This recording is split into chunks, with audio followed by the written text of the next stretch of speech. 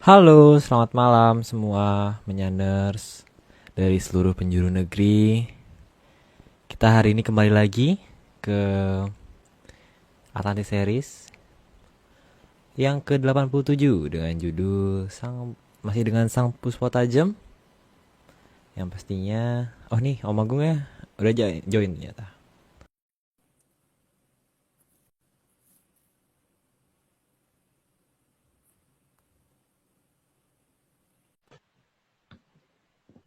Halo Bapak Arya. Wih, halo Bapak Agung. Oh, oh, ini Ini, Pak nah, oke. Pak Ini Marius di mana nih? Pak Marius kayaknya baru join nih. Lagi OTW ya? Kayaknya di jalan ya dia ya. Aku tadi juga Iya baru nih. aja nyampe terus banget sih soalnya hujannya. Iya, tapi tadi juga di BSD juga lumayan hujan lumayan deras, Om. Angin. Wih, Oh, wih, serem, serem. Halo, Aryo, halo Mas Pak Agung. Marius. Pak Marius Pak ini Marius nyetir kok sendiri atau ada sopirnya Pak? Aman, Mas. Oh Aman. ya sudah. Soalnya Sama kalau Jakarta. oh ya Aman, aman. gantian Pak ya. Biasanya di jalan saya gantian Pak Marius sekarang yang di jalan. Iya. nih belum pernah nih hostnya yang di jalan nih nggak pernah nih kayaknya. Sekali-sekali kali ya. Bahaya kalau di jalan. Terus ya. Oke, ini kita langsung mulai aja kali ya Om. Pak Marius. Oh ya, tapi hari ini kita mau Ada ada disclaimer dulu. Ada disclaimer, tim Atlantis Series Research Center atau ARC tidak pernah menjual jasa untuk berkomunikasi atau bertemu dengan para leluhur dalam bentuk ritual apapun. Waspada terhadap oknum yang mengatasnamakan tim ARC dan Saudara Agung Bimo Sutejo. Untuk informasi resmi, hubungi via DM IG @Vicky Ananda dan Rahadian_Parto Sentono atau @Jalutejo Damar. Nah, jadi ini kayaknya udah mulai ada yang memanfaatkan Atlantis Series ya Om ya kayaknya ya. Jadi kita mau ya. bilang sekali lagi kita nggak pernah memungut biaya apapun untuk ritual apapun. Kita di sini menyampaikan Cuman informasi dongeng. dengan Cuman, menyampaikan cuman dongeng dongeng. dengan Jadi kita senang tidak hati menjual dan, apapun. Nah, dan kita tidak tidak jual menjual apapun. apapun. Oke, Maksudnya tidak kita jual ini loh, apa informasi tidak jual ya. Jadi di sini kita cuma cerita. Jadi kalau ada yang kemudian menarik dan kita juga tidak ngajarin ya, karena kita bukan perguruan di sini gitu loh. Bukan iya betul. perguruan, bukan apa tuh namanya? Bukan tempat belajar juga bukan, ini cuma Bukan tempat dukun. dongeng. Nah, bukan dukun ya, bener. Tepat itu. Iya. Oke, jadi sekali lagi hati-hati menyaner semua dari seluruh penjuru negeri nih. Kalau misalnya emang ada yang mengatasnamakan Atlantis Research Center ataupun mengatasnamakan Agung Bimo Sutejo, itu benar-benar bukan dari pihak kita ya Om ya. Ya, termasuk Oh, mengatasnamakan Aryo, mengatasnamakan Pak Marius, oh iya mengatasnamakan betul. Esko, dan siapapun yang ada di sini ya. Kalau bukan pihak kita sendiri gitu. Ya, Oke, oke. baik kita mulai langsung. Pak Marius, siap Pak Marius? Pak Marius hari ini nggak banyak Pak ya, cuma 27 nomor Pak ya. Saya kejebak nih. Katanya 27, nggak taunya 130 halaman ini.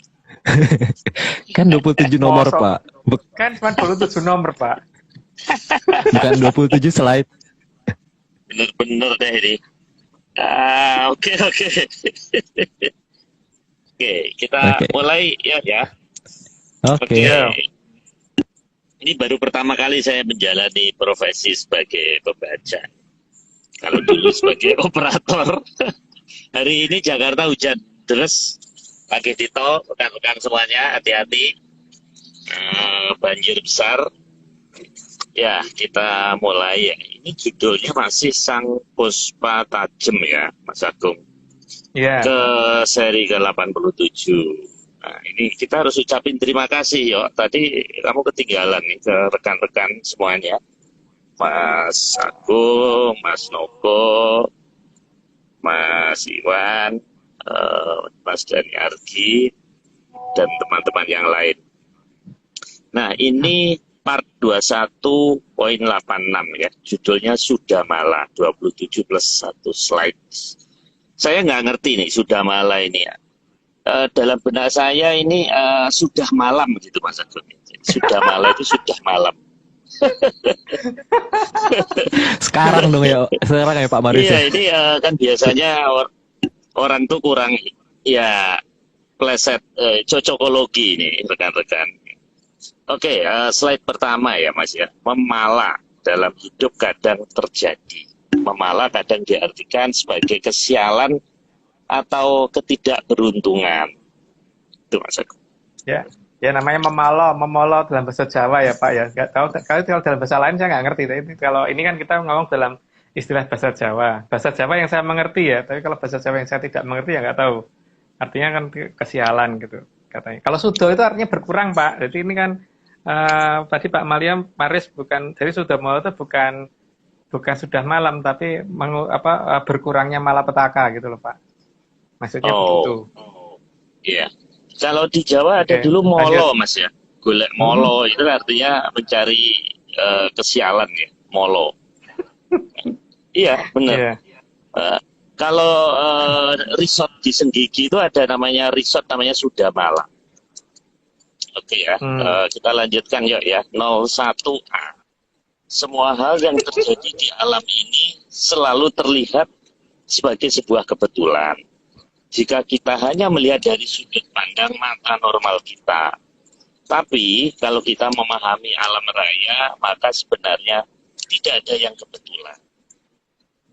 Kan tergantung asumsi toh Pak, bahwa terserah sih orang ngomong kebetulan itu ya hak mereka gitu loh. Tapi bagi orang Jawa yang masih melekat tradisi lama ya dan hobi dongeng seperti saya itu tidak akan ada yang dianggap kebetulan gitu. Tapi itu hak masing-masing. Dianggap kebetulan juga nggak apa-apa. Loh, ternyata masih nomor 1 ya Pak ya? Tak kira udah nomor 2. Masih 01B. Loh ini bacanya gimana sih? Harus terus-terusan gitu ya? Semangat Pak. 1B. Saya benar-benar dikerjain. Ini saya print 15 halaman rekan-rekan. Bayangin. Sama dengan baca novel ini kita. 01B. Karena semua kejadian itu pasti ada sosok pelakunya. Dan sang sosok pelaku itu sangat pandai menyembunyikan dirinya. Sehingga seolah-olah yang terjadi hanya merupakan sebuah kebetulan saja. Mas. Ya karena di alam ini banyak hal yang tidak bisa dilihat secara normal oleh manusia kan. Jadi dan mereka juga nggak mau ketahuan. Makanya apapun akan diusahakan supaya seolah-olah itu terjadinya kebetulan. Tapi sebenarnya ada pelakunya gitu kan. Tinggal masalahnya kita melihat pelakunya apa enggak. Kalau enggak ya berarti apes gitu aja Pak. Tapi ini versi dongeng loh. Oke lanjut. Kalau kebetulan itu berarti nggak betul beneran Mas ya? Kebetulan berarti nggak betul beneran. Iya. 01C. Kadang sang sosok pelaku yang membuat kesalahan itu mampu menutupi jati dirinya sehingga tidak terlihat jelas siapa sebenarnya sang pelaku. Ya, kayaknya nggak kasih penjelasan deh Pak ya, karena apa namanya, ini sudah cukup jelas lah. Jadi biar Pak Waris cepat selesai juga. Saya cuma mikir Mas ini, kalau nanti saya kencing gimana ini ya, se-15 halaman ini ya. Oh, ternyata masih nomor 1 juga ya Pak ya? Masih. Spot Pak. 01D.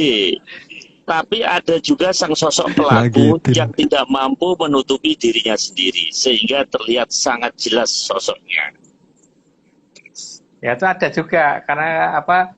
Kadang-kadang bukan hanya nggak bisa nutupin, tapi karena memang menampakkan dirinya sih Pak. Jadi karena pengen eksis juga itu mungkin. Oke lanjut Pak. 02. Bahkan kesialan kadang juga bisa sampai merenggut nyawa. Dan kejadiannya seolah tanpa perencanaan atau kebetulan. Nah, nggak bisa kasih penjelasan sih. Akhirnya nomor 2 ya Pak ya? Nomor 2. Setelah nomor 2 ya? Nomor 2 akhirnya. Oke, kita lanjutkan atau ada penjelasan masih? Nggak perlu Pak, malah nggak perlu. Oke. Biar cepat selesai Pak, ngantuk saya. Oke. 02A.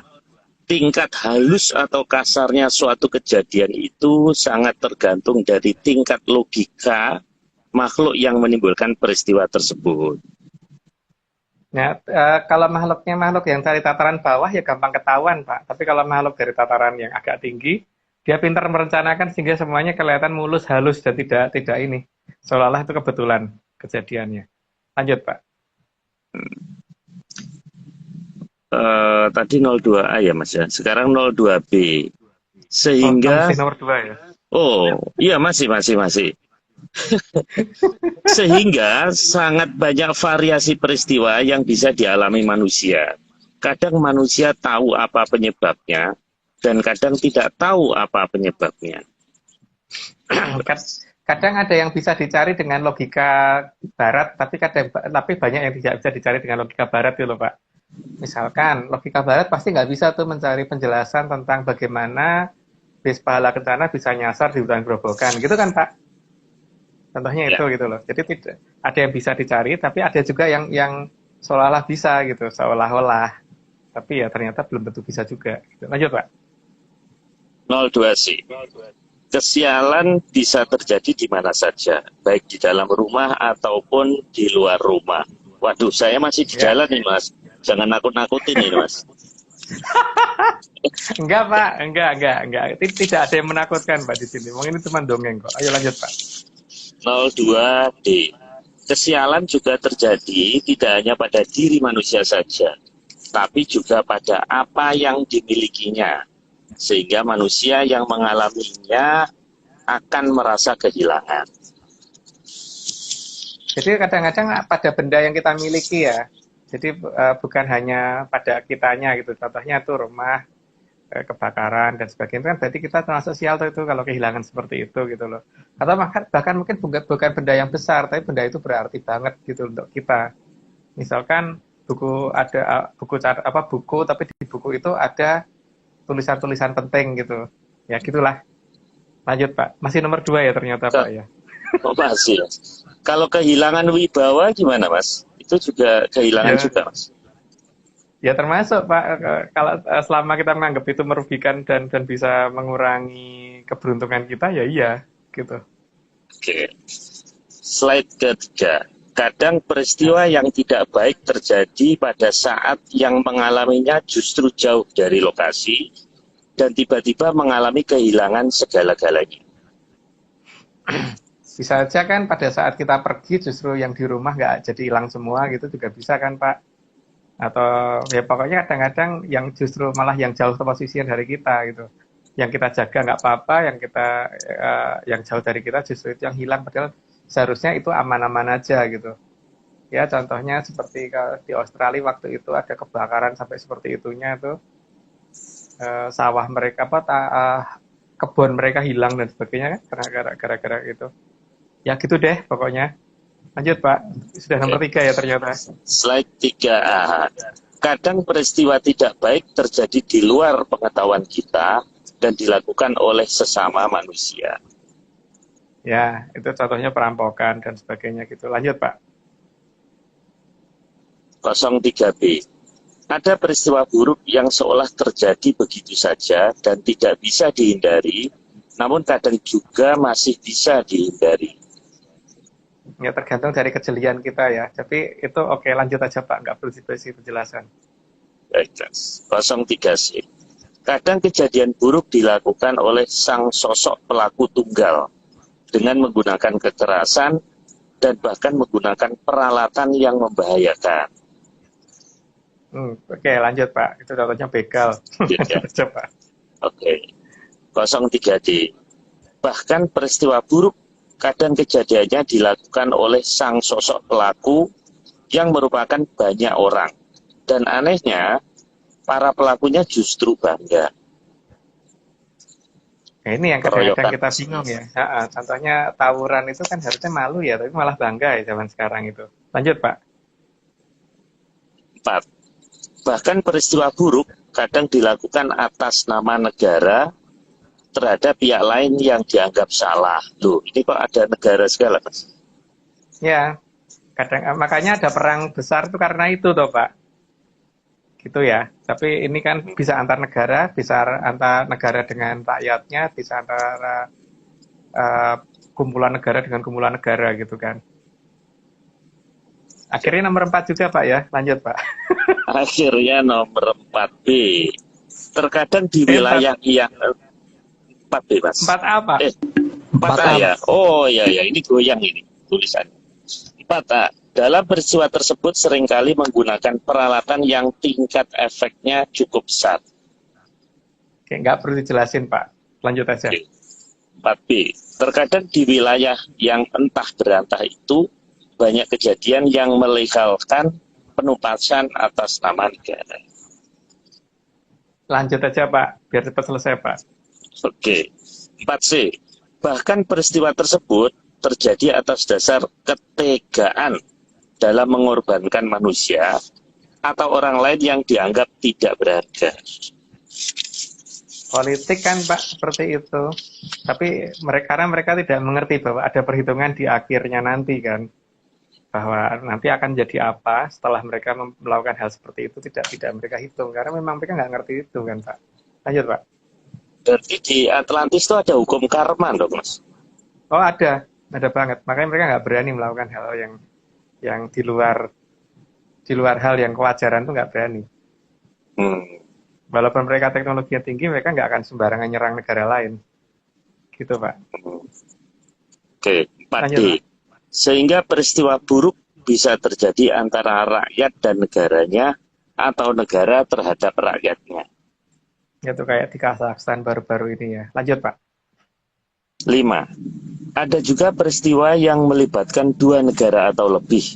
Tentu saja hal itu akan melibatkan banyak orang dan banyak nyawa.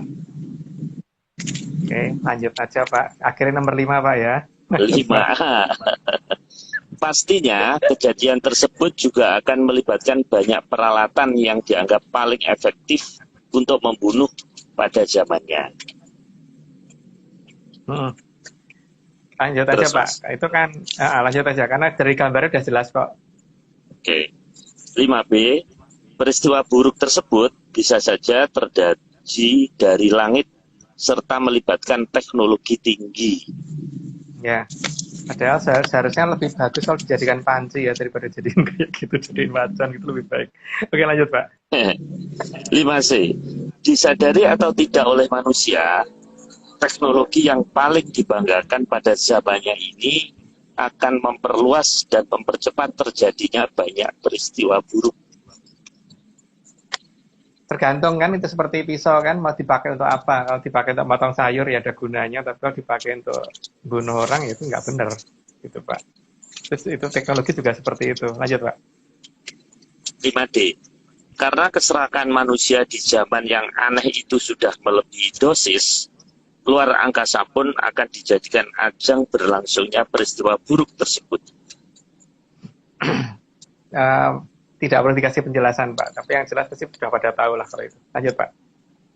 6. Senjata pemusnah massal di zaman kala Bendu dianggap sebagai kebanggaan dan tanda kebesaran. Karena kemampuan membunuh banyak orang justru dianggap sebagai anugerah.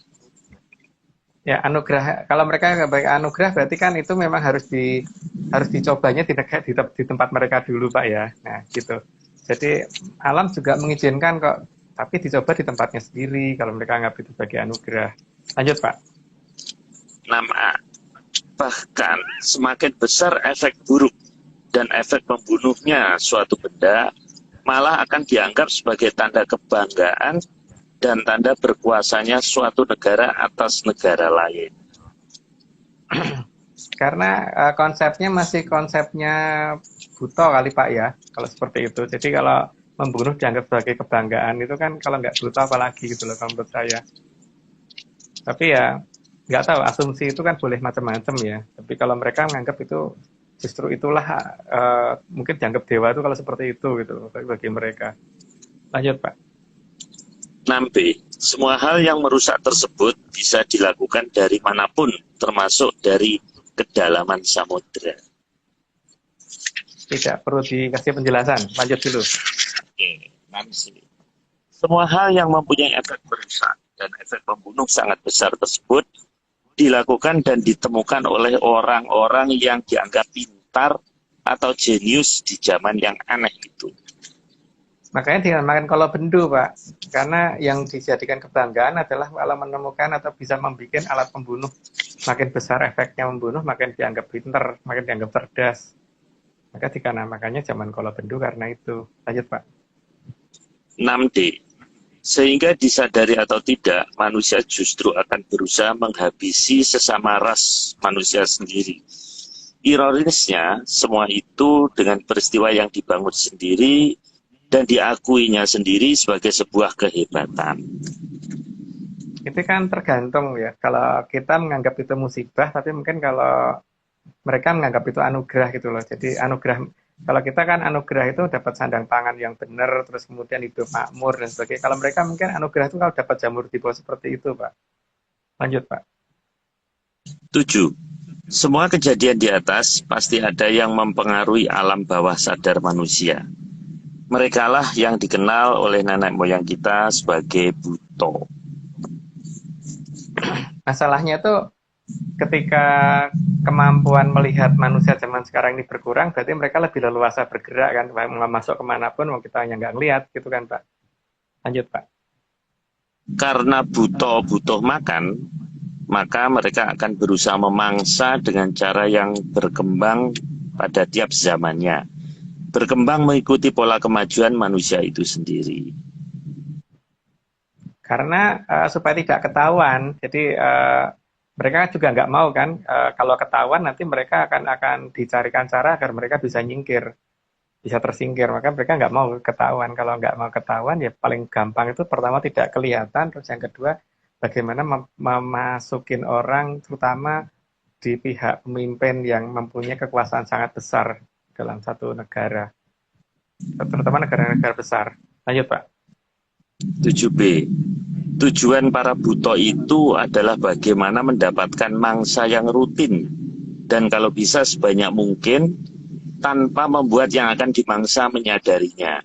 Jika perlu, malah membuat kondisi di mana mereka yang akan dimangsa merasa bangga kalau bisa dimangsa oleh buto. Ya, nggak perlu dikasih penjelasan sih. Lanjut, Pak. Ya. 7C. Karena semua peristiwa buruk itu diatur oleh Sang Yang Batara Kala, sebab dialah yang paling banyak membutuhkan mangsa. Sang Yang Batara Kala tidak akan cukup kenyang hanya dengan memangsa ribuan manusia. Maka itulah perlu yang namanya Sudomolo di situ. Lanjut, Pak. 7D. Di belakang Sang Yang Batara Kala masih ada ibunya yang bernama Sang Yang Batari Durga, yang akan selalu setia membantu sang anak agar bisa selalu mendapatkan mangsanya. Karena keberadaan Batari Durga ini kalau menurut versi dongeng kita, Pak, itu menjadi sangat susahnya tuh karena ada ini gitu kan. Dan sayangnya beliau itu sudah pernah masuk ke alam kelanggengan, sehingga walaupun di ruat tetap akan wujudnya dia tetap akan ada, walaupun wujud dari umumnya sudah ada, sudah kembali, tapi tetap wujud Batari Durga tetap ada. Oh iya Om, Aryo? berarti itu bener ya Om, berarti yang Betari Durga itu kan katanya dia menikah dengan anaknya sendiri gitu, dengan Betara Kala gitu. Itu bener nggak sih Om? Ada kisah itu gitu. Kisah itu terserah yang ini ya, tapi kalau menurut dongeng kita enggak gitu Aryo. Oke. Berdasarkan dongeng kita loh ya, tapi kalau berdasarkan cerita orang lain mungkin aja bener gitu. Lanjut. 8. Dalam serat Mandala Giri diungkap bahwa munculnya Sang Yang Batara Kala karena kesalahan dari Sang Yang Batara Guru. Ya, dari urutan serat Mandala Giri ini kalau misalkan diteliti dengan benar nanti akan ngerti keberadaan di mana posisi benda-benda berbahaya seperti uranium dan sebagainya itu. Dan kenapa dia ada di bawah tanah dan sebagainya itu ada penjelasannya di Mandala Giri kalau memang mau mencari serat Mandala Giri itu seperti apa ya. Tapi jangan nanya ke kita karena kita punyanya versi dongengnya. Lanjut, Pak. 8A. Kejadian tersebut berlangsung di akhir zaman Kalabrawa. Saat Sang Yang Batara Guru didampingi Batari Uma berkeliling melihat bumi. dan Sang Hyang Batara Guru tergoda oleh Sang Hyang Batari Uma. Ada di Serat Mandalogiri, jadi tidak perlu dijelaskan, Pak. Lanjut, Pak. 8b. Dan tanpa disadari, kama dari Sang Hyang Batara Guru terjatuh di Arcapada dan membuat bumi menjadi bergejolak. Ini kamanya dalam tanda petik, Mas. Ya, memang namanya Kama, Pak. Gitu. Diterjemahkan sendiri aja, monggo. Lanjut, Pak. Dulu saya ingat, Mas, serial TV ada si Komo ini apa ya, Kama ini ya? Bukan, Pak. Bukan Lain. ya? Lain. Kayaknya beda deh Pak. Kok jadi Beda salah ya? Dulu ada Si Komo lagu lewat si gitu kan Komo, jadi iya. salah. Iya, oke. 8C. Sebagian kama dari Sang Hyang Batara Guru itu juga menjadi benda yang bisa membahayakan kehidupan di Arcapada. Itu masih dari Serat Mandalogiri, kalau nggak salah dari Sastra Pinerdati, jadi monggo dibaca sendiri aja. Lanjut, Pak. 8D. Mayoritas kama salah dari Sang Hyang Batara Guru berhasil diubah menjadi Sang Hyang Batara Kala oleh Sang Hyang Batari Uma di akhir zaman Kala Brawa. Ya, tapi nggak semuanya. Jadi masih ada yang tersisa. Dan yang tersisa, lanjut dulu aja, Pak, daripada nanti kebablasan bisa cerita. Oke. 9. Sebagian lagi dari kama salah yang lain kemudian berhasil ditimbun oleh Sang Hyang Batari Uma. Itu ada beberapa nama wilayah yang ditulis dalam Serat Mandalogiri, cuman saya nggak akan menyebutkan nama wilayahnya mana. Dan itu nama-nama itu eksis sampai dengan zaman sekarang jadi tidak berubah loh. Dan itu juga yang membuat beberapa daerah jadi gersang dan sebagainya karena itu. Tapi ya itu lihat baca sendiri deh, jangan kita yang menjelaskan. Lanjut, Pak. 9A. Pada masa itu, sebagian kama salah berhasil dibakar oleh Sang Hyang Batara Brahma. Sehingga banyak tempat yang menjadi tandus dan berpasir akibat ajian Kumbala Geni milik Sang Hyang Batara Brahma.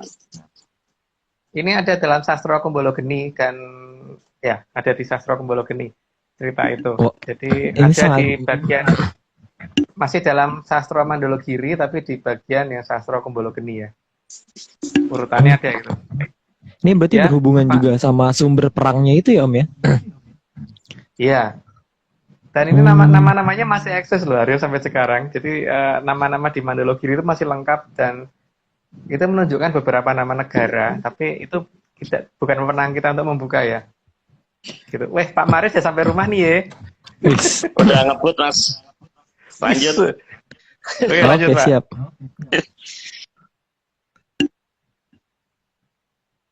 Halo, loh, Pak muter-muter Pak. Itu Pak Maris kayaknya baru connect wifi jadi ganti Ya, itu. Ganti Apa aku wifi. bacain Harusnya aja ya? Ya, bacain dulu aja. 9 Oke. dari Aryo. Efek dari Kumbala Geni yang dikeluarkan oleh Sang Hyang Bathara Brahma membuat tanah tersebut kehilangan kesuburannya hingga waktu yang sangat lama. Katanya demikian, tapi nggak tahu itu ada di mana, aku nggak ngerti loh ya, Aryo. Lanjut, Aryo. Oh iya, ini nggak tahu sih Om di mana. Wah, live beneran ya? Ntar kan Nah, lagi. Oke. Oke. 9C. Keadaan alam di tempat tersebut menjadi sangat keras dan sama sekali tidak nyaman untuk menjadi tempat tinggal manusia. Oh, gitu ya ternyata. Ya ini baca sendiri di Mandalogiri ya, Serat Mandalogiri. Ini Lanjut, Aryo. sangat menarik ya. Tapi Serat kemudian. Mandalogiri itu banyak yang nggak utuh ya. Karena kalau Serat Mandalogiri itu kalau yang benar itu kira-kira hampir satu buku sendiri ya. Jadi kira-kira tebelnya itu kalau dibikin buku sebesar buku tulis gitu, mungkin kalau hanya 80 halaman aja lebih lah Aryo. Nah, ini Pak Maris sudah muncul lagi. Iya, Mas. 9D Pak. 9D ya. Pak. Lanjut. Ya. Oke. Bahkan beberapa kejadian alam di sana sangatlah menakutkan dan membuat kengerian bagi manusia yang ada di tempat tersebut. Ya, katanya begitu, katanya. Tapi itu di mana kita semua tidak ada yang tahu. Lanjut, Pak. 10. Karena Sang Batara Kala terus meminta mangsa, maka Sang Hyang Batara Guru kemudian menciptakan bangsa Sukerta. Para Sukerta inilah yang disiapkan untuk menjadi mangsa dari Sang Hyang Batara Kala. Itu ada di surat Mandologiri loh ya, jadi kita nggak ngarang. Ada di situ sih. Mungkin dilanjut, Pak. 10 apa tadi ya? 10B ya? 10A. 10A sekarang, Pak. 10A. 10A, Pak. Oke. Atas peristiwa tersebut, Sang Hyang Wening sangat marah dan menghukum Sang Hyang Batara Guru serta Sang Hyang Batari Uma. Ya, karena di atasnya masih ada lagi yang bisa memerintah. Jadi itulah yang akan mengadili kan jadinya. Lanjut, Pak. 10B. Sang Hyang Batara Guru dihukum dengan harus turun tahta dari kahyangan Jonggiri Salaka dan menebus kesalahannya dalam jangka waktu yang sangat lama. Makanya banyak kejadian di cerita pewayangan itu Bathara Guru diambil alih kan posisinya oleh manusia berdasarkan cerita wayang gitu ya, Pak. Lanjut, Pak. Ini Mas Agung ini nyindir saya ya, karena kompleks saya namanya Taman Giri Loka. Kok mirip-mirip ya? Oke, 10C. Sang Hyang Batari Uma juga mendapatkan hukuman dari Sang Hyang Wening, sehingga berubah menjadi raksesi. Wajah dan penampilannya berubah total dari putri yang sangat cantik menjadi sosok buto perempuan. Ya, itu juga ada di Mandologiri. Lanjut, Pak. Oh iya Om, ini kok kayaknya Betari Durga itu yang mendapat hukuman yang lebih berat ya Om? Atau enggak? Sebenarnya enggak juga sih, sama aja sih. Cuman masalahnya di beberapa serat pedalangan itu banyak yang cuman dibahasnya di Betari Durganya. Dari Oh iya. Gurunya enggak. Karena posisi berapa kali Bathara Guru harus turun, kemudian diganti oleh raja-raja yang ada di Nusantara ini berapa banyak gitu kan. Enggak cuma 1-2 kali loh kejadiannya. Oh berarti itu termasuk hukumannya berarti ya Om? Ya. Kesalahannya Betari Oke. Uma kan ketika wajahnya sudah berubah menjadi raksesi, kenapa sempat naik ke kayangan itu aja, sehingga masuk ke alam kelanggengan sehingga jadi wujud itu jadi abadi gitu kan. Kalau dia nggak naik ke kayangan nggak akan abadi kan, sehingga pada saat diruat wujud Betari Umanya muncul dan Betari Durganya hilang, artinya gitu kan. Tapi ketika dia sudah dalam posisi itu naik ke kayangan, ya jadi wujud itu tetap akan ada gitu loh, Aryo. Oke. Misplay berarti ya. Kurang lebih. Iya. Oke. Oke, kita lanjut yuk Pak Marius. 10D. Karena merasa malu dengan wujud barunya, maka Sang Hyang Batari Uma menggunakan pakaian yang menutupi nyaris seluruh badannya. Itulah pertama kalinya muncul perempuan yang berpakaian serba mirip jas hujan. Ya, itu berdasarkan Mandologiri ya. Jadi saya tidak tahu itu ada di mana. Lanjut, Pak. 11. Sang Mahaprabu Dewa Esa dari kerajaan Gilingaya tidak terima dengan keadaan yang sangat membahayakan Arjapada ini. Maka beliau melakukan tindakan dengan membakar semua Sukerta yang ada. Tangannya beliau tangannya beliau. Maka itulah mungkin terjadi akhir dari, maka menjadi awal munculnya zaman Kolotirto ya. Kalau versi Serat Panitriadya. Lanjut, Pak. 11A. Namun tidak semua Sukerta bisa terbakar. Sebagian Sukerta justru bisa beradaptasi dan menikah dengan manusia. Ya, lanjut aja, Pak, biar cepat selesai, Pak. 11B. Maka sejak saat itu muncullah spesies baru berwujud Sukerta setengah manusia dan manusia setengah Sukerta. Mereka semua berpenampilan aneh. Bagi mereka, menjadi mangsa dari Sang Hyang Batara Kala adalah sebuah kemuliaan. Ya, namanya juga Sukerta, Pak. Pola pikirnya membingungkan kalau dibandingkan dengan manusia normal. Lanjut, Pak.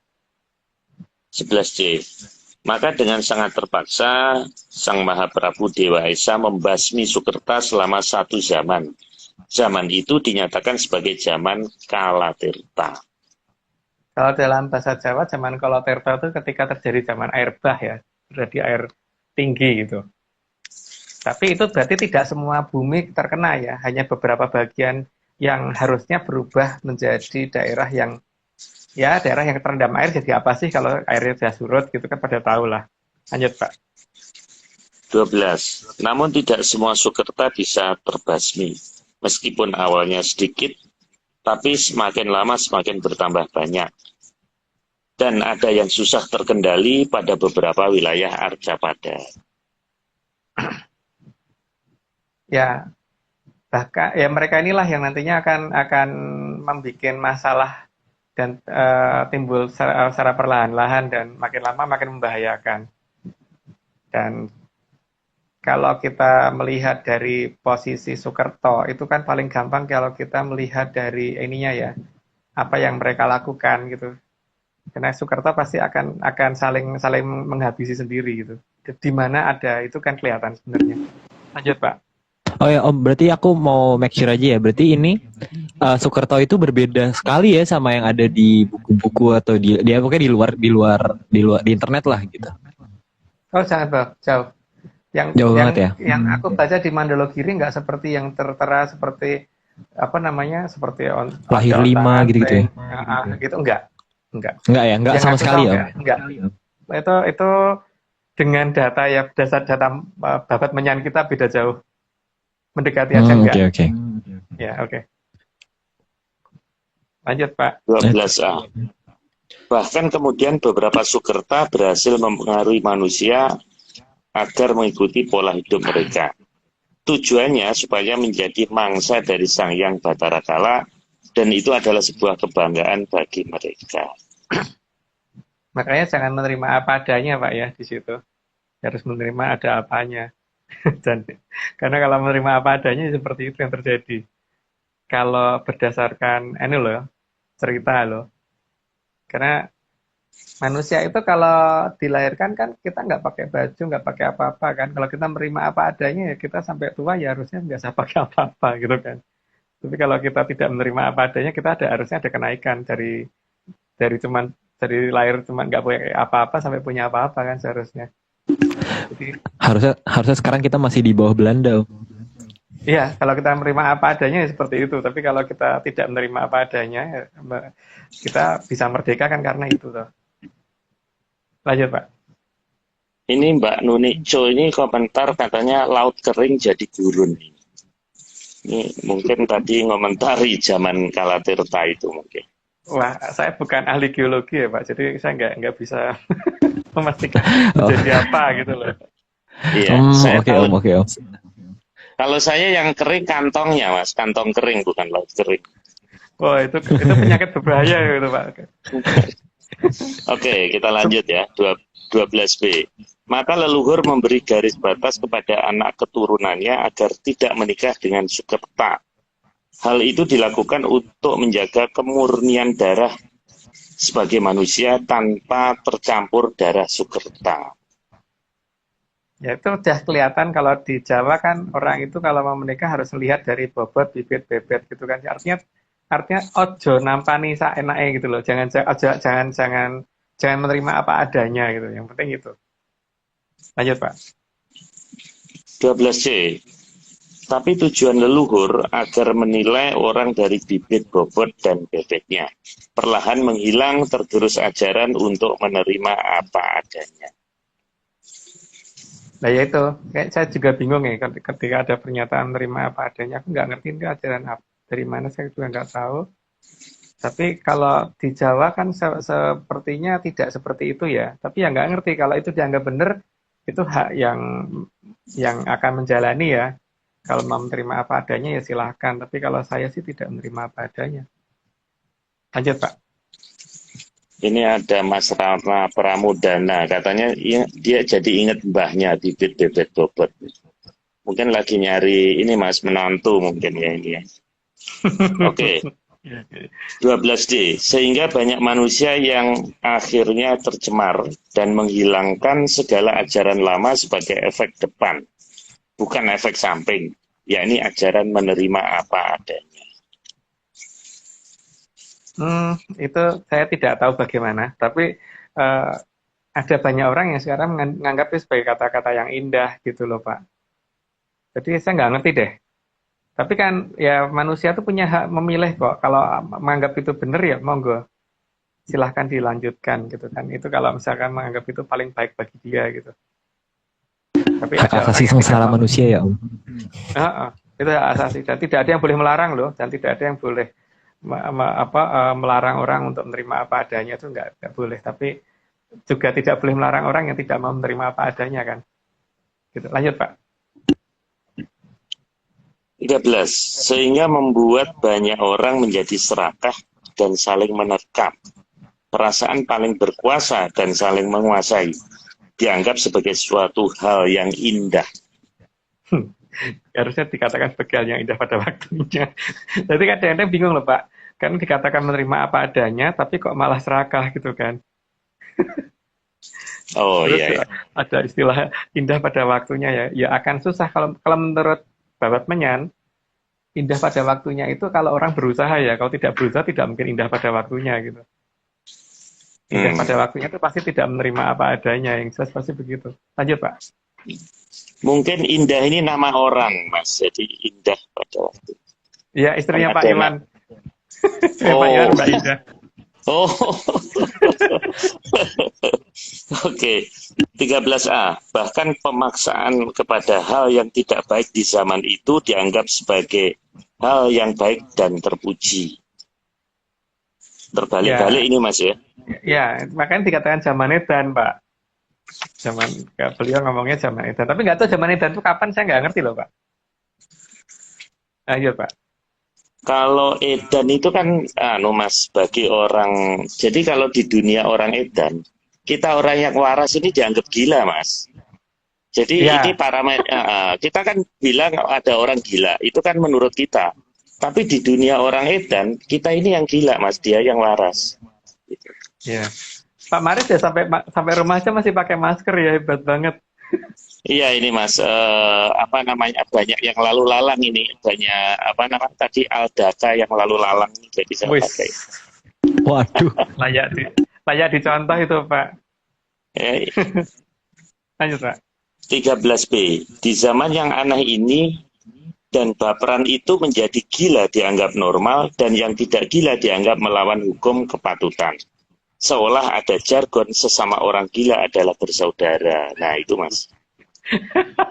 Itu baru aja dijelaskan Pak Maris, nanti nggak perlu tak jelasin kan? Lanjut Pak. Oh, harusnya ini di mobil ya, ada tulisan Mas, stiker sesama orang gila dilarang menyalip gitu. Jadi kalau yang nyalip dia gila. Gitu. 13C. Bahkan semua media dan sarana sering digunakan untuk saling menghina dan saling merusak satu sama lainnya. Ya zaman sekarang kan makanya ada peraturan ITE itu benar gitu loh, kalau menurut saya loh. Lanjut Pak. 13D. Dan ketika manusia sudah sampai pada titik menemukan senjata pemusnah massal dan menggunakannya, maka disinilah kadewatan harus turun tangan. Karena ketika senjata yang digunakan sudah tidak bisa dihentikan dan bisa merusak segala-galanya, ya memang bukan ukuran manusia lagi yang bertindak, Pak. Jadi harus dari atas sudah.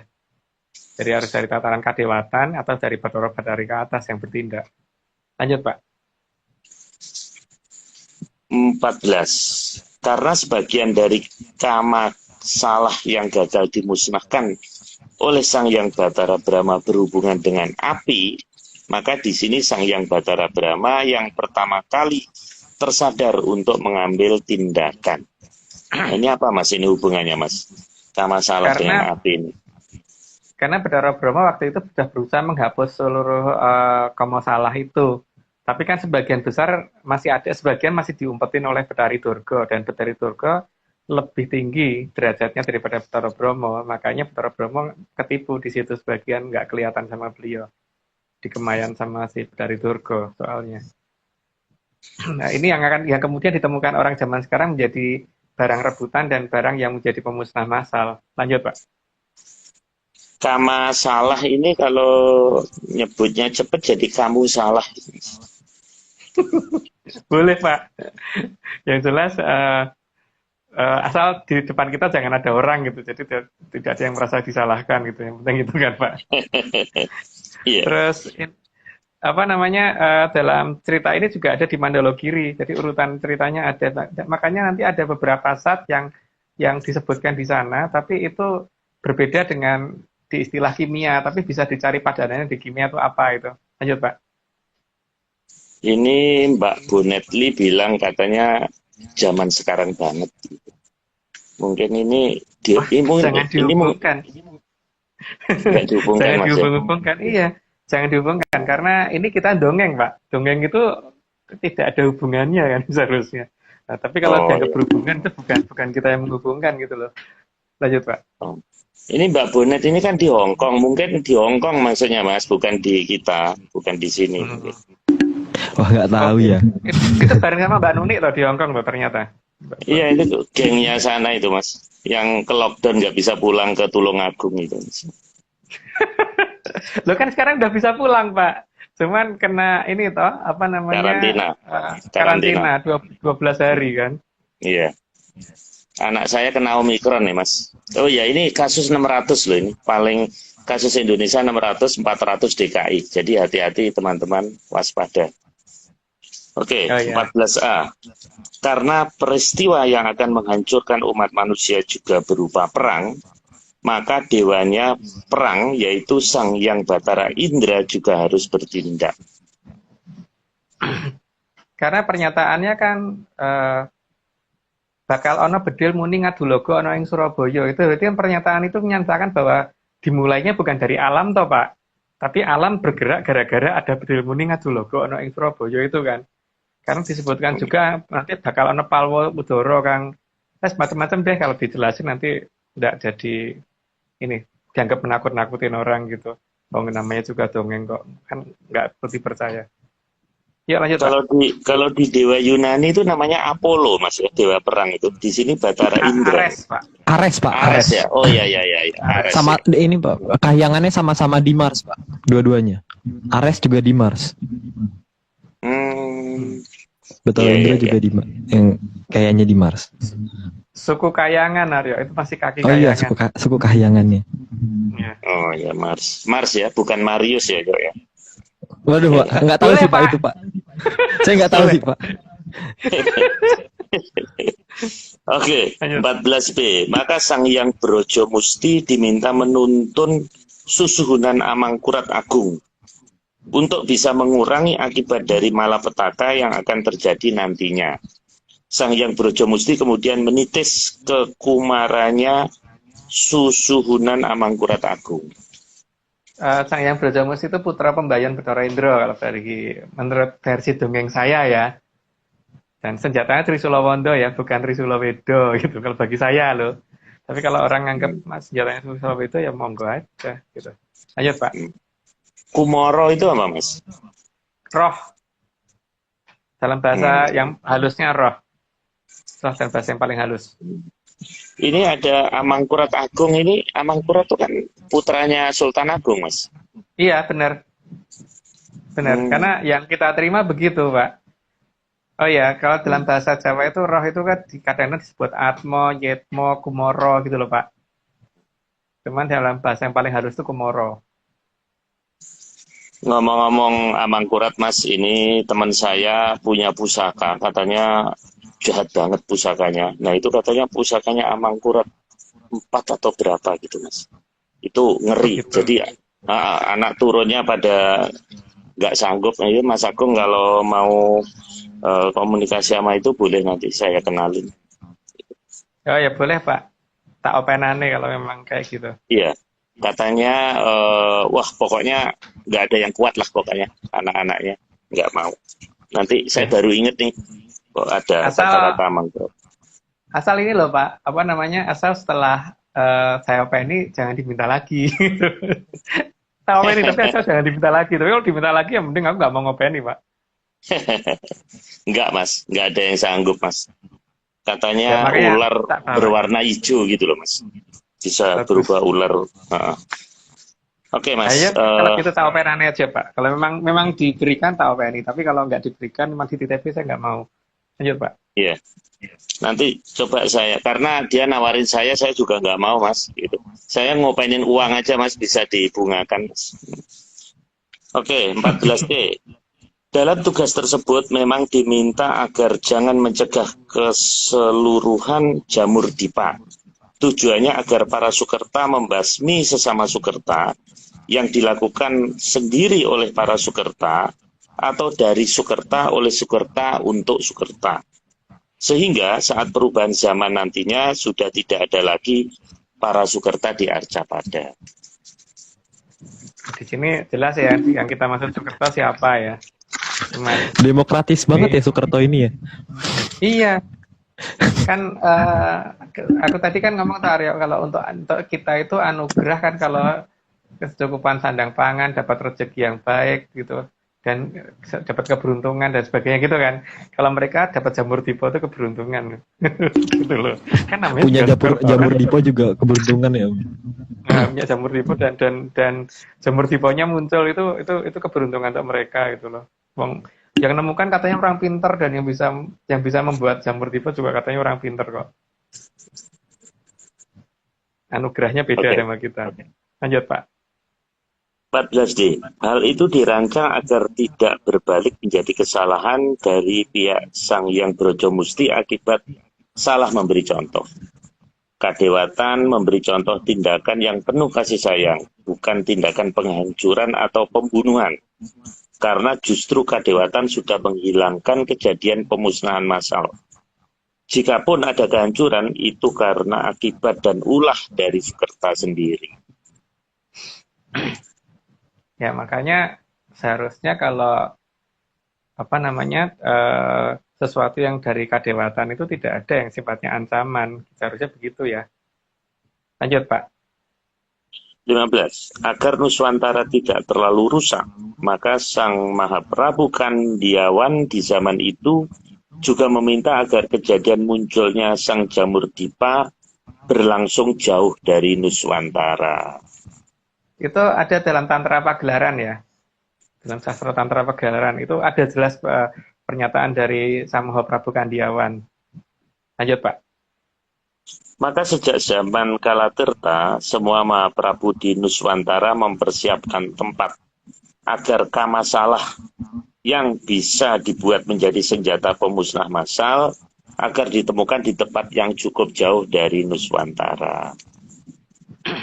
Itu penjelasannya ada di zaman ada di Tantra Pagelaran dari mulai zaman Prabu Kandiawan ke bawah ya, sampai 6 generasi di bawah Prabu Kandiawan.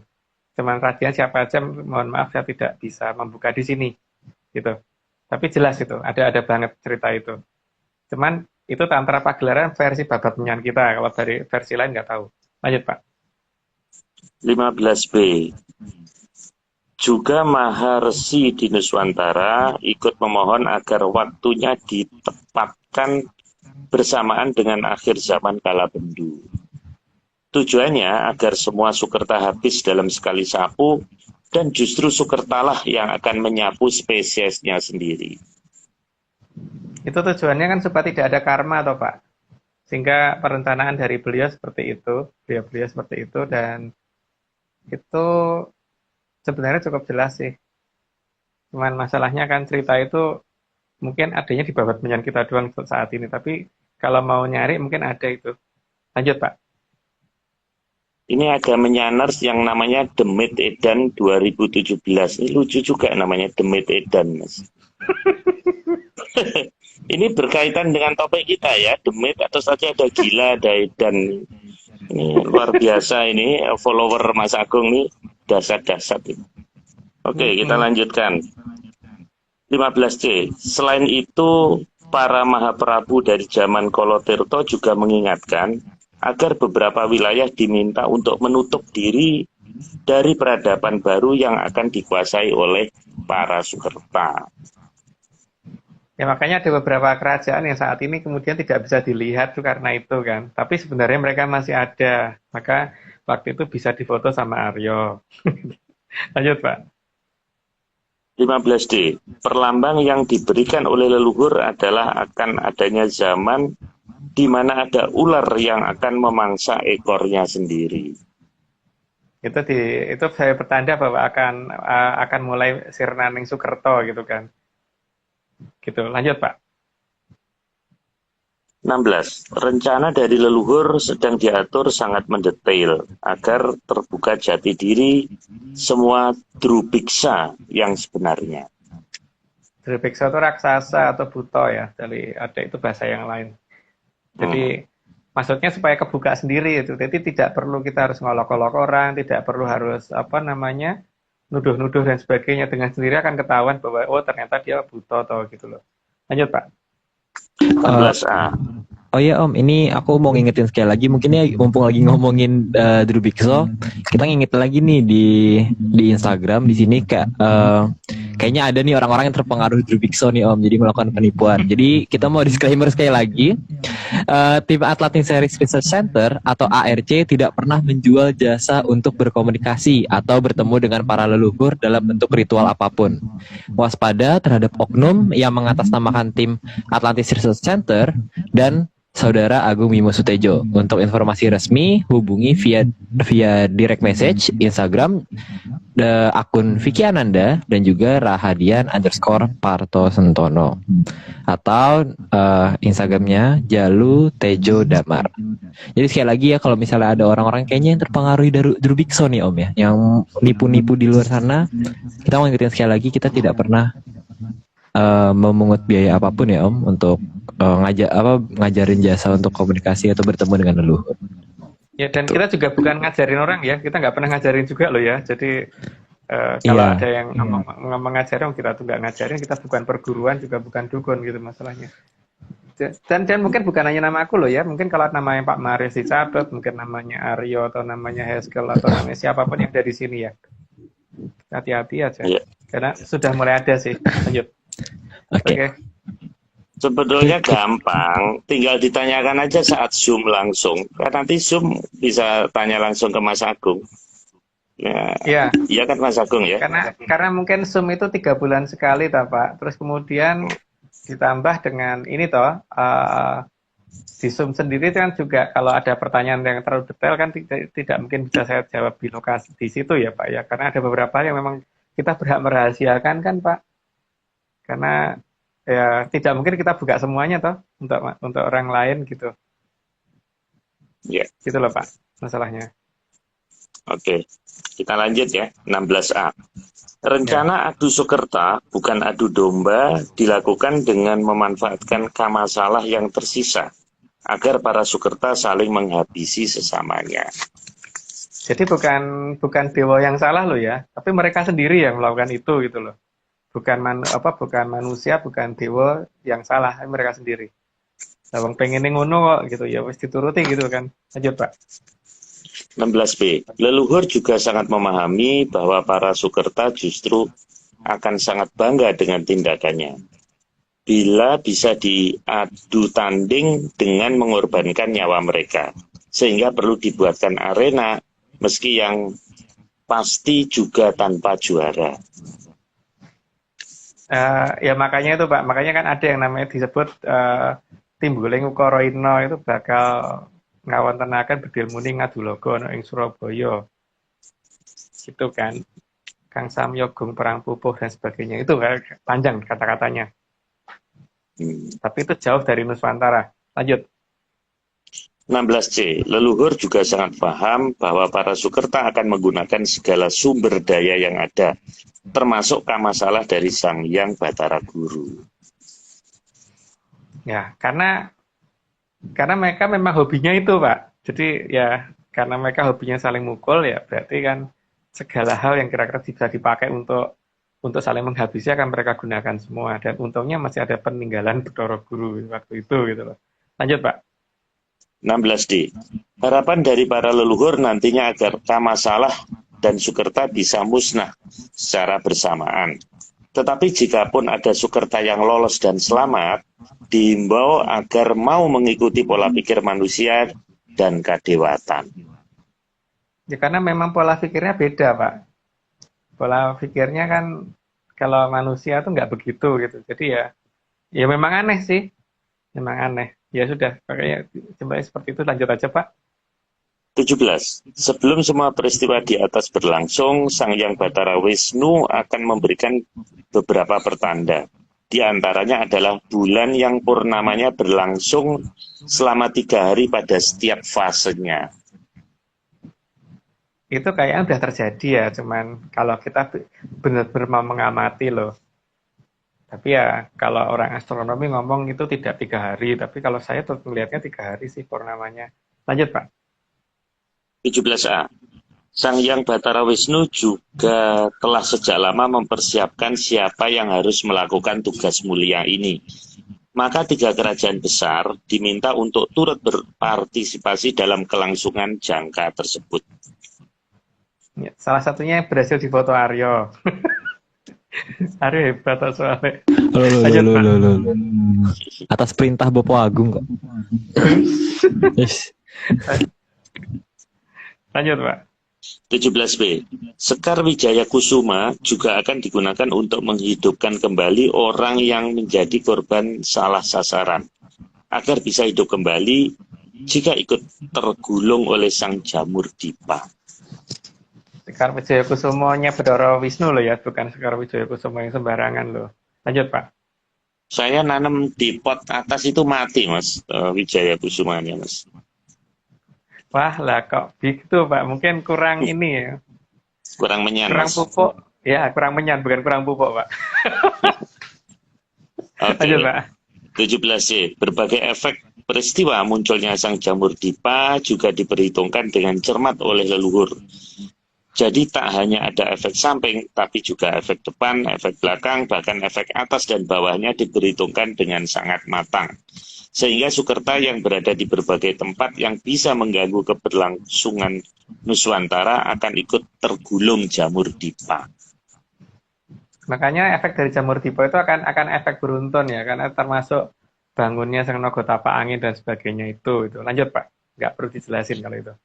17D. Sehingga akan bisa dibedakan mana manusia yang akan dijadikan pupuk penyubur tanah dan mana yang akan dipelihara oleh kadewatan. Ini harusnya bukan manusia sebagai pupuk penyubur tanah, Pak. Mungkin salah tulis ini. Harusnya Sukerto yang akan dijadikan pupuk penyubur tanah itu ya. Bukan manusia lah ya. Jadi saya ralat dulu di sini karena ini mungkin salah tulis. Oke. Lanjut Pak. Oke. 18. Guncangan yang sangat besar akan mencapai seluruh penjuru dunia. Ya karena efek Jamur Dipa tadi, Pak. Efek anugerahnya mereka gitu loh, bukan efek anugerahnya kita. Lanjut Pak. Happy banget ini Om ya. Orangnya Iya. happy banget. Kan kalau untuk orang yang senang main trampolin kan nggak perlu punya alatnya, itu goncangannya ada kan bisa tinggal lompat-lompatnya aja. Oke, Gitu. kita lanjutkan. Lanjut, Pak. 18A. Di sebagian wilayah yang entah di mana guncangan tersebut malah akan menjadi sesuatu yang menyenangkan. Ya karena perbedaan tanggapan, perbedaan asumsi antara bencana dan anugerah itu tadi, Pak. Jadi ya itu dianggap anugerah untuk mereka kok. Jadi mereka menganggap menyenangkan gitu loh. Kan ada orang yang hobi perang dan sebagainya gitu kan, Pak. Lanjut, Pak. Mas Agung, ini yang ikut join obrolan kita ini ada 141. Untuk menghargai mereka, Mas Agung, nanti tolong ditunjuk 2 dapat kaos ya. Tapi nggak usah nanya, karena ini terlalu banyak. Itu kita masih berapa halaman lagi ini. Jadi Mas Agung tunjuk aja. Siapa yang aktif ngobrol di kolom chat itu langsung aja ambil 2, Mas Agung. Nanti biar Pak Aryo, Maris saja, Mas Pak. Saya nggak bisa scroll ya, Pak. Mungkin Pak Maris atau Aryo aja deh. Oh ya, boleh. Bantu ya. Pak Maris. Oke Pak. Pak Mario 1 kali Pak. Saya 1 ya. Iya. Oke. Saya juga sambil baca ini. Oke. Terus 18B. Namun di wilayah lain yang juga entah di mana, guncangan akan terasa sangat menakutkan dan menimbulkan kondisi yang menyedihkan. Ya kalau tanah bergerak itu bagaimanapun juga pasti ada sesuatu yang akan rusak gitu kan Pak. Sehingga ya itulah yang seharusnya dihindari. Tapi lucunya ada yang nganggap orang itu tuh adalah anugerah gitu kan, ya embuh gitu loh. Memang ya beda cara berpikir. Lanjut Pak. 18C. Bahkan di beberapa wilayah, naiknya air laut karena segoro munggah daratan akan menjadi hiburan seru bagi yang bisa memanfaatkannya. Untuk orang yang sering selancar air kan mungkin kalau tantangan cuma 1 meter, 2 meter, 3 meter kan mungkin udah biasa Pak. Berarti mungkin mungkin ada yang menginginkan kalau 100 meter gimana ya gitu loh. Tapi kalau saya sih nggak mengharapkan sih. Lanjut Pak. Namun di beberapa wilayah yang dikuasai Sukerta, tentunya segoro munggah daratan bukan menjadi hal yang menggembirakan bagi mereka.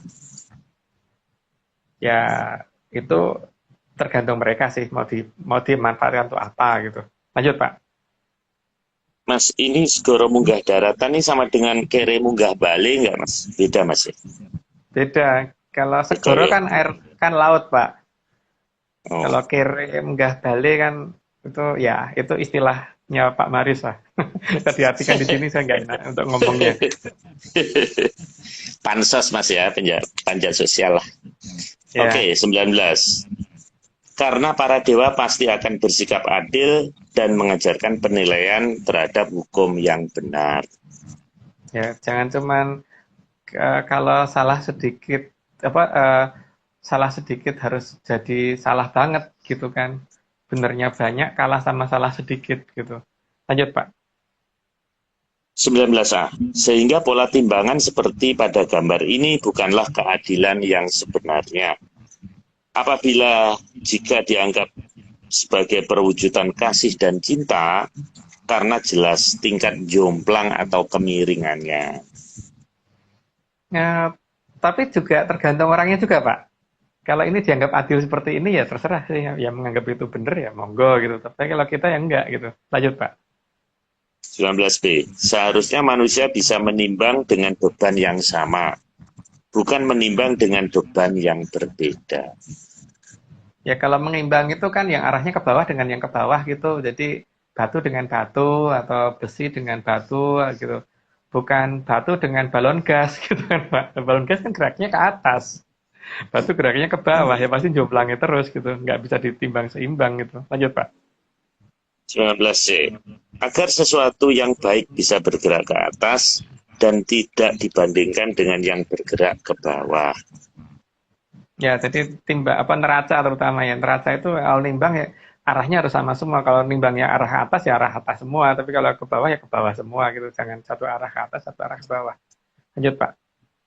19D. Jika diharuskan menimbang antara yang bergerak ke atas dan yang ke bawah, maka yang ke atas menjadi prioritas penilaian, bukan yang ke bawah.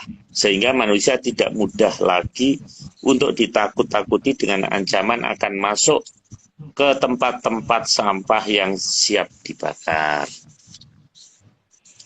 Ya, jadi seharusnya kan yang dinilai itu adalah yang arah ke atasnya, bukan yang arah ke bawahnya gitu kan. Tapi di zaman yang aneh itu, atau di zaman kapan itu yang terjadi sebaliknya. Lanjut Pak. 20. Maka Sang Hyang Wening memerintahkan kepada Sang Hyang Batari Maharani untuk memegang peran utama dari peristiwa Sungsang Bawono Bale ini. Ya, ini ada di panitia radio seharusnya loh. Lanjut Pak. 20A. Untuk menjalankan tugasnya, Sang Hyang Batari Maharani harus menentukan palenggahannya jauh hari sebelum peristiwa Sungsang Buana Bale ini terjadi. Ya, karena membetulkannya aja sampai berapa zaman itu kan. Lanjut Pak. 20B. Setelah Sang Hyang Batari Maharani menemukan palenggahan yang dianggap tepat, maka beliau memberitahukan kepada Sang Hyang Batara Ismaya tahapan-tahapan tugas yang akan dilaksanakan. Karena beliau di atasnya Bathara Ismaya, makanya beliau bisa memerintah Bathara Ismaya. Lanjut Pak. 20C.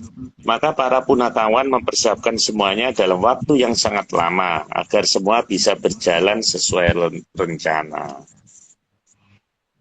Sangat lama itu bukan hanya 100-200 tahun Pak ya, tapi lebih dari itu. Lanjut Pak. 20D.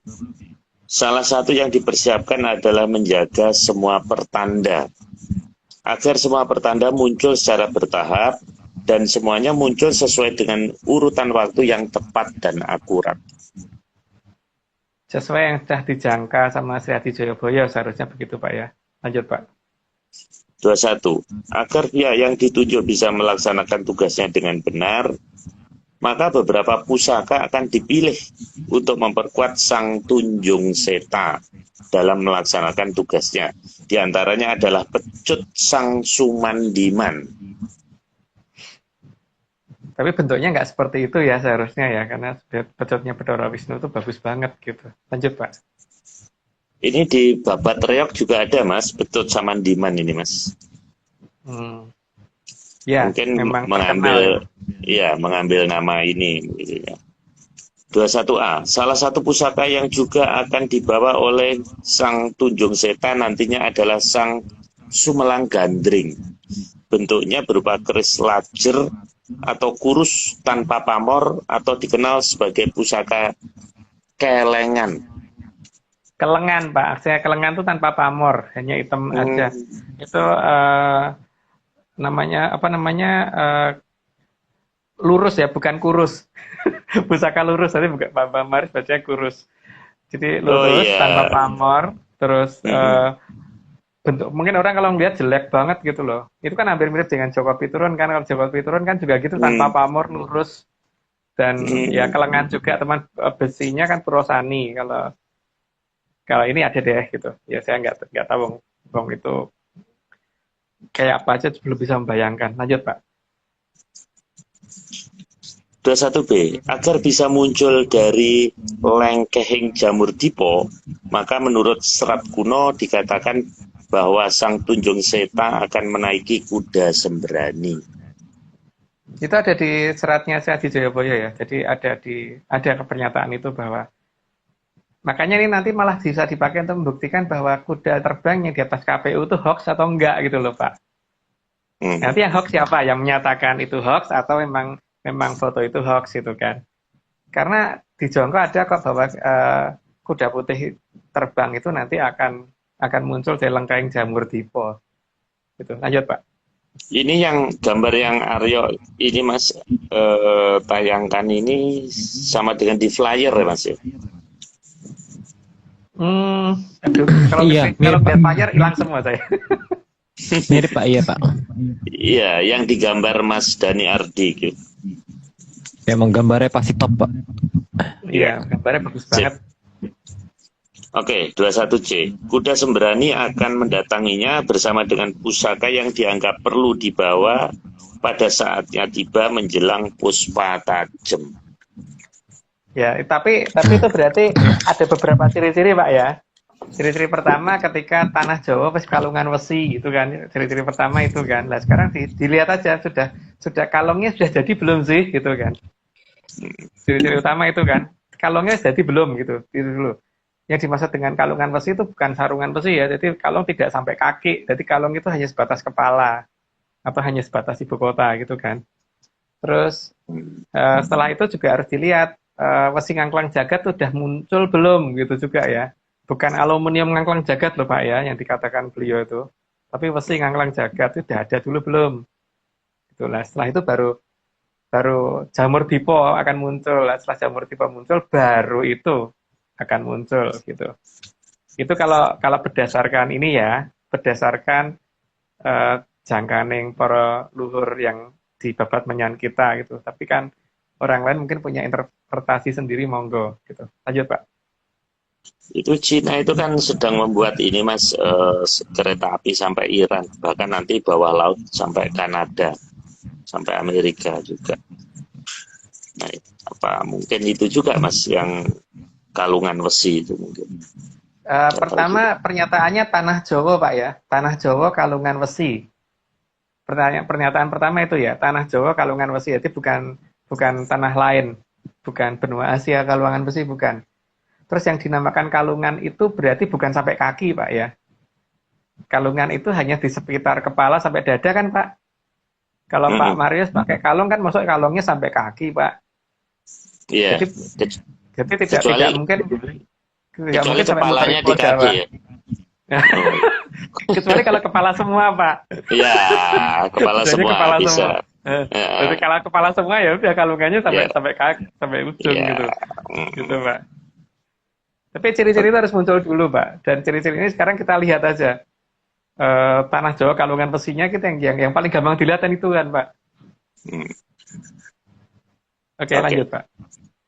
21D. Untuk sementara, kuda putih Seberani dititipkan di Atlantis. Makanya kadang-kadang sempat muncul kelihatan di Waduk Malahayu dan sebagainya itu ya memang ada itu kuda gitu loh. Terus sempat kelihatan di atas KPU dan sebagainya gitu. Lanjut, Pak. 22. Sementara itu, kekuatan dari 3 kerajaan besar yang selama ini dianggap sudah hancur dan punah akan muncul dan membantu tugas dari Sang Tunjung Seta. Ya, nanti ini juga untuk membuktikan bahwa yang menyatakan Atlantis itu sudah nggak ada itu mereka tuh benar atau hoax gitu kan.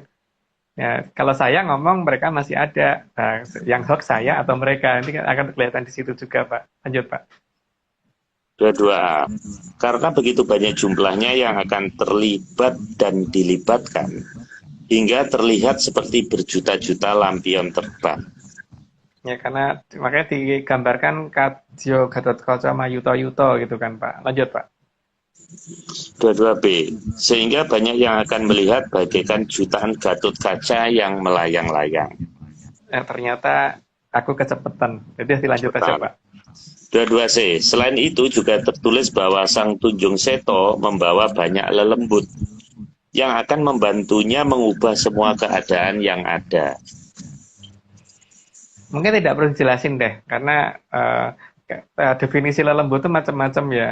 Kalau Pak Maris mungkin perempuan yang cantik itu yang yang lembut-lembut itu lembut. Iya. Untuk Pak Marius. Mas, Kalau ini jangan nakut-nakutin, ini makin malam, saya di luar ini, Mas. masa Pak Marius takut ya orang mungkin. Lanjut, Pak. 22D. Semua lelembut yang bertugas akan dikendalikan oleh makhluk yang berbentuk aldaka. Dan Aldaka ini bukan termasuk lelembut ya seharusnya, cuman mereka mengkemayankan diri sehingga nggak kelihatan. Lanjut, Pak. 23. Agar irama penyelarasan alam bisa berjalan dengan benar, maka digunakan gamelan Sang Guntur Laut. Agar semua peristiwa tetap terkendali dalam irama garis komando. Saya tidak ngomong gamelan yang ada di keraton loh, Pak ya. Tapi ini gamelan Kaendran yang saya tahu gitu loh. Yang saat ini harusnya ada di Atlantis bukan di wilayah kita gitu. Lanjut, Pak. Semua terah aldaka akan menjadi kunci terjadinya perubahan zaman. Karena setelah itu mereka akan diizinkan Sang Yang Wening untuk bisa terlahir kembali menjadi manusia. Maka semua aldaka akan menempati posisinya. Detailnya mungkin akan dijelaskan di minggu depan. Lanjut, Pak. 23B. Semua aldaka yang ada di alam lelembut akan dikendalikan oleh Sang Gendrayana dan Gendrayani. Itu ada di gong, totok, slendro, dan peloknya itu seharusnya. Lanjut, Pak. Para aldaka jugalah yang akan mengingatkan bahwa besok akan ada benda berbahaya yang berbentuk silinder. Namun karena masih jauh waktunya, maka tidak ada yang paham maksudnya. Pernyataan ini ada di beberapa, ya pokoknya ada deh, tapi kalau misalkan dijelaskan seratnya apa, saya lupa namanya soalnya. Lanjut, Pak. Maka maksud dan tujuan peringatan dari para aldaka sampai detik ini masih susah difahami oleh manusia. Karena tertutup oleh efek nyata dari perlambang yang digunakan oleh para aldaka. Karena kadang-kadang petunjuk itu kan ada yang tidak perlu diterjemahkan. Tapi kalau itu diterjemahkan malah jadi nggak jelas gitu loh, Pak. Jadi ada beberapa hal yang kadang-kadang seperti ada jongko yang sudah itu ya itu gitu. Tapi kalau itu diterjemahkan malah jadi jauh banget dari arti sebenarnya. Itu deh, mungkin supaya nggak pada bingung, lanjut aja, Pak. 24. Namun tanpa disadari bahwa yang paling berbahaya bukan terletak pada apinya, tapi terdapat pada ujung lainnya yang justru tidak menyala. Karena para aldaka yang akan menghisap semua bahaya tadi. Itu sudah jadi perlambang dari zaman dulu sih. Makanya kenapa yang kita tuh senangnya udut cerutu dan sebagainya itu karena itu lambang seharusnya lo ya dikatakan itu perlambang yang bentuknya jelas kan, bentuknya kayak gitu loh. Lanjut Pak. 24A, karena tidak akan ada orang merokok pada bagian ujung yang ada apinya, tapi pasti ada ujung lainnya. Ya keselomot Pak, kalau pas yang ada apinya yang masuk mulut gitu. Itu namanya nyelomot lambe, bukan ngerokok Pak. Lanjut Pak. 24B, dalam rudal nuklir, hulu letaknya bukan pada bagian yang mengeluarkan api, tapi justru pada ujung lainnya. Ya soalnya kalau di bagian mengeluarkan api kan berarti sama aja malah meledak sebelum diluncurkan Pak. Ya nyelomot lambe tadi istilahnya Pak. Lanjut Pak. 24C, biasanya semua akan diatur dengan sangat rapi dan disembunyikan di tempat yang tidak mudah terlacak. Ya, makanya kan karena merokok itu berbahaya bagi kesehatan, maka rokok mesti tidak akan ditaruh di tempat yang kelihatan gitu kan biasanya. Biasanya dalam bungkusnya, masih ada dalam bungkusnya, dalam silonya gitu loh Pak. Lanjut Pak. Padahal penggambarannya sudah sangat mirip dan benda berbahaya pasti akan diletakkan di tempat yang bisa dengan mudah dipindahkan. Nggak perlu dikasih penjelasan Pak, lanjut Pak. 25. Dan aldaka sangat sadar bahwa mereka akan menjadi korban saat menghadapi sang jamur dipa. Karena memang mereka memang harus melakukan pengorbanan seperti itu untuk melindungi manusia yang ada Pak. Lanjut Pak.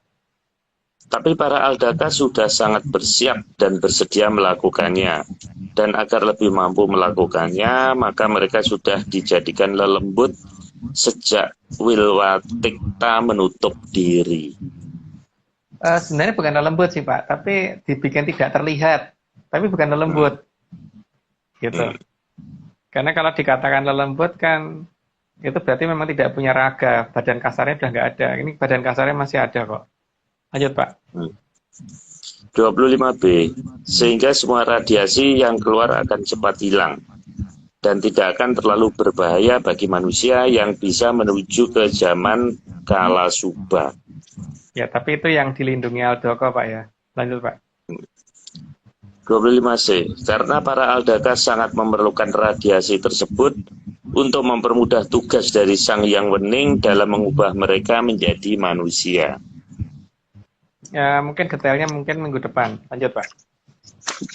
26. Sehingga tugas dari Sang Yang Batari Maharani adalah memperbaiki semua keadaan yang rusak poranda.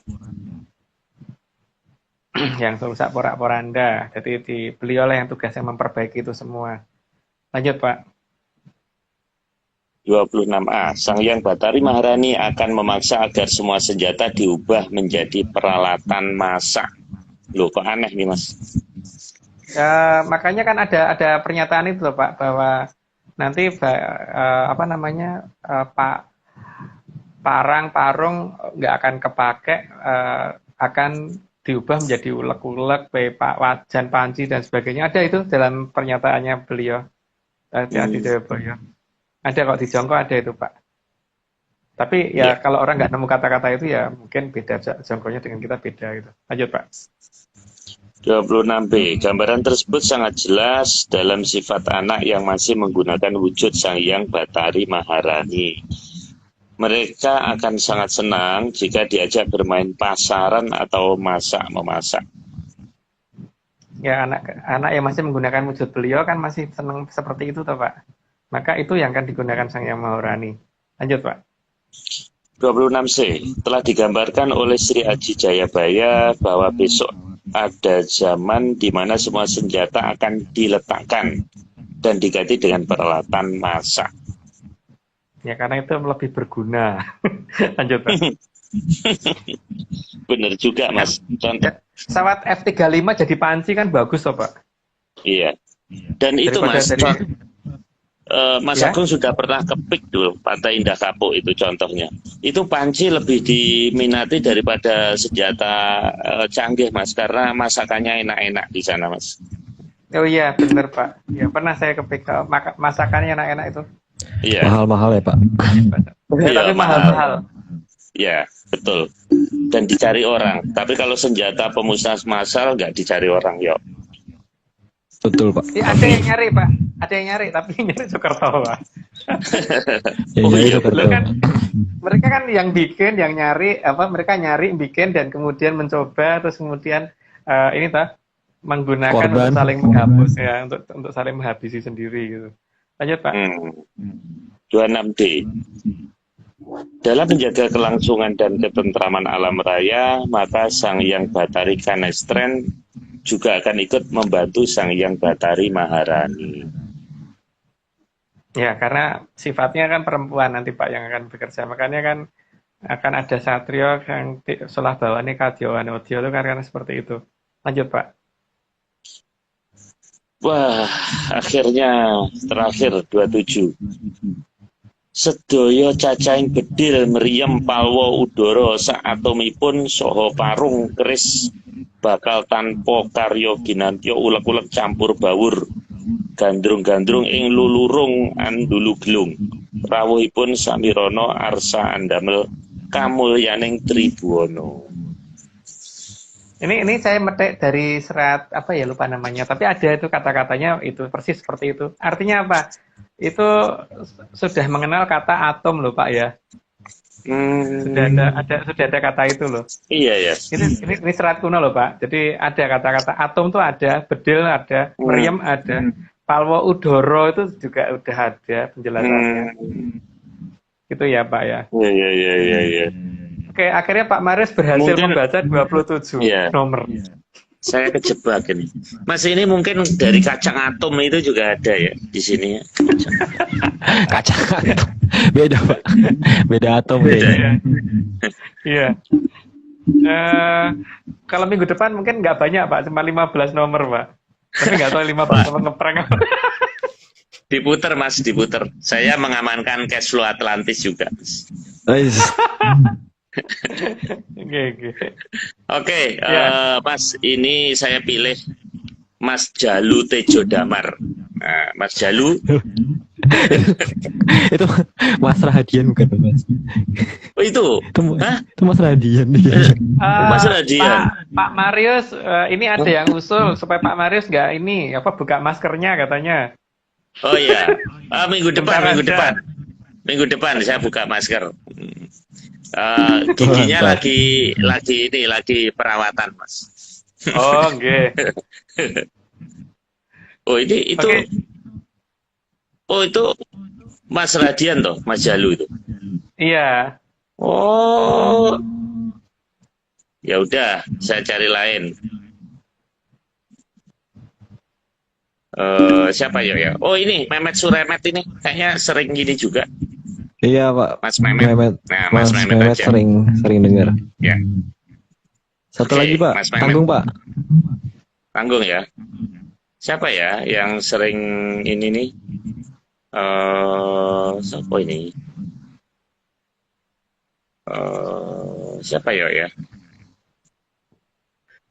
Mas Briagus sudah dapat belum, Mas? Belum kayaknya Pak. Mas Briagus saja. 2. Oke. Sip. Nanti menghubungi siapa itu? Aryo aja ya. Oh ya berarti Iya, boleh Aryo, ke langsung ke IG ini aja ya, IG Atlantis Series ini. Mana sih? Nanti Mas Mehmet Mas siapa tadi Pak Marius? Mas Mehmet. Mas Mehmet Suremet silakan. Oh ya Pak Marius error. Silakan kontak ke Atlantis Series ya buat alamatnya. Oh ya, ini sekali lagi nih saya tidak bosan-bosan untuk mengingatkan Sebentar, dari template-nya. Oke, ini disclaimer sekali lagi teman-teman semua, teman-teman dari seluruh Atlantis pengikut Atlantis Series.